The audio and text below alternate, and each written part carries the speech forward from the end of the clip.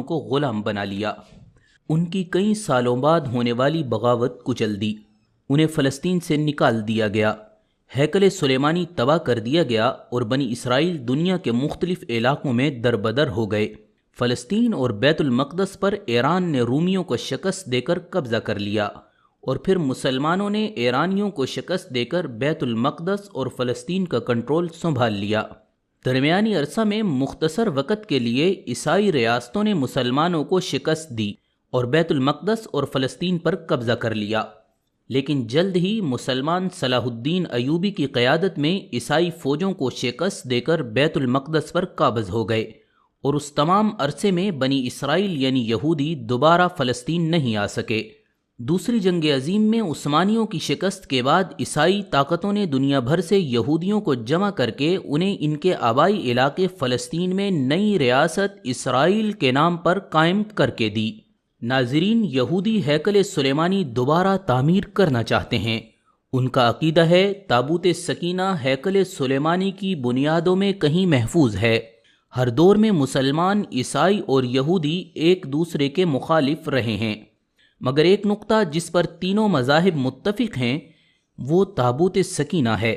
یہ ایک معجزاتی اور کراماتی تابوت ہے جس کے وجود کا اعلان خود خداوند کریم اپنے کلام بلاغت میں کرتے ہیں، اور اسے مومنوں کے دل کا سکون قرار دے رہے ہیں، اور آدم سے خاتم الانبیاء تک تمام انبیاء کی میراث رہنے کے سبب اس میں تمام انبیاء کے تبرکات موجود ہیں، جس کی وجہ سے اس کی عظیمت و حرمت بہت زیادہ ہے۔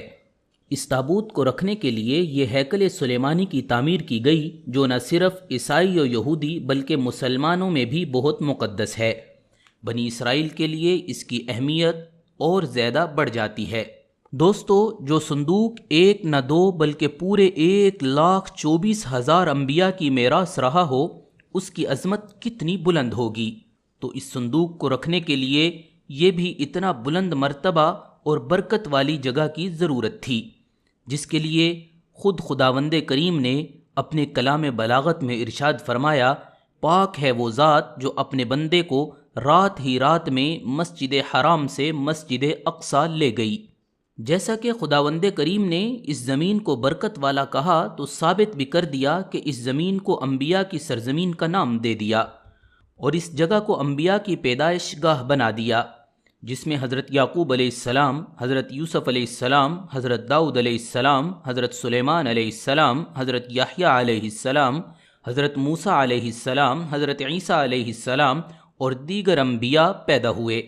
ناظرین، تابوت سکینہ آج کہاں ہے، اس کے متعلق ماہرین آثار اور محققین کے مختلف رائے ملتے ہیں اور الگ الگ قیاس آرائیاں کی جاتی ہیں۔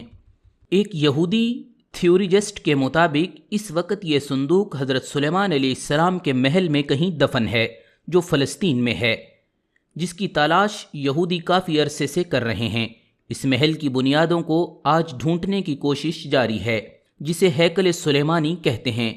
دوسری طرف مسلمان علماء اور محققین بھی بہت ساری آراء رکھتے ہیں، جس کے نزدیک یہ تابوت صوفیوں کے پاس ہے، جو ہر دور میں یکے بعد دیگرے ان کے پاس منتقل ہوتی ہے، جبکہ اہل تشیع کے نظریات یہ ہیں یہ صندوق ایک زمانے تک ائمہ اہل بیت کے پاس رہا، اور اس کے بعد یہ امام مہدی علیہ السلام کو ورثے میں مل گیا۔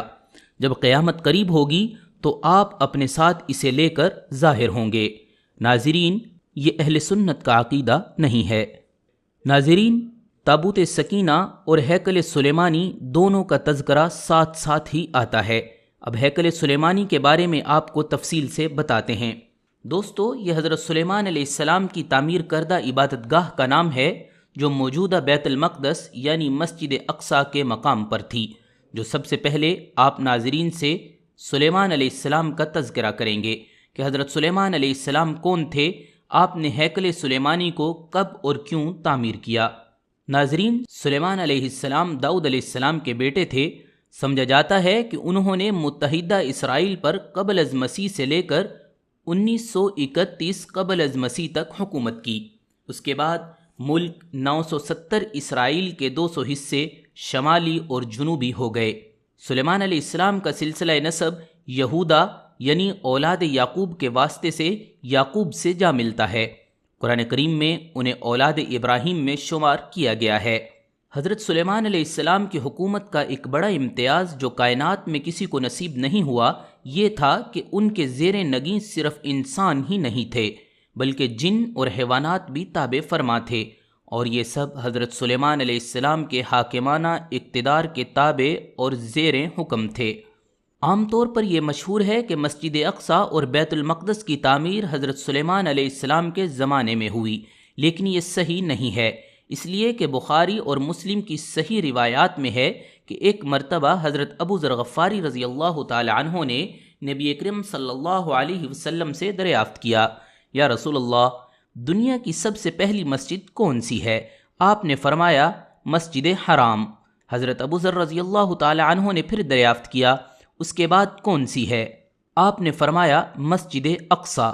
حضرت ابو ذر رضی اللہ تعالی عنہ نے تیسری مرتبہ سوال کیا کہ ان دونوں کے درمیان کس قدر مدت ہے؟ تو آپ نے فرمایا درمیان 40 سال کی مدت ہے۔ حالانکہ حضرت سلیمان علیہ السلام اور حضرت ابراہیم علیہ السلام بانی مسجد حرام کے درمیان 1000 سال سے بھی زائد مدت کا فاصلہ ہے۔ ناظرین، ہیکل سلیمانی اور اس کی تعمیر کا تذکرہ تورات اور انجیل میں بھی موجود ہے۔ تورات کے مطابق ہیکل سلیمانی یا ہیکل اول محاصرہ یروشلم میں موجود ہے۔ انجیل میں ہے کہ ہیکل متحدہ مملکت اسرائیل و یہودا کے بادشاہ سلیمان یعنی حضرت سلیمان علیہ السلام کے دور حکومت میں تعمیر کر کے یہودا کے لیے وقف کیا گیا تھا۔ ناظرین، یہ تھی ہماری آج کی ویڈیو۔ ہم امید کرتے ہیں آپ کو ہماری آج کی یہ ویڈیو ضرور پسند آئی ہوگی۔ اگر آپ کو ہماری آج کی یہ ویڈیو پسند آئی ہے تو آپ سے گزارش کرتے ہیں کہ آپ ہمارے چینل کو ضرور سبسکرائب کر لیں اور ساتھ ہی بیل آئیکن کو بھی پریس کر دیں۔ فی امان اللہ، اللہ حافظ۔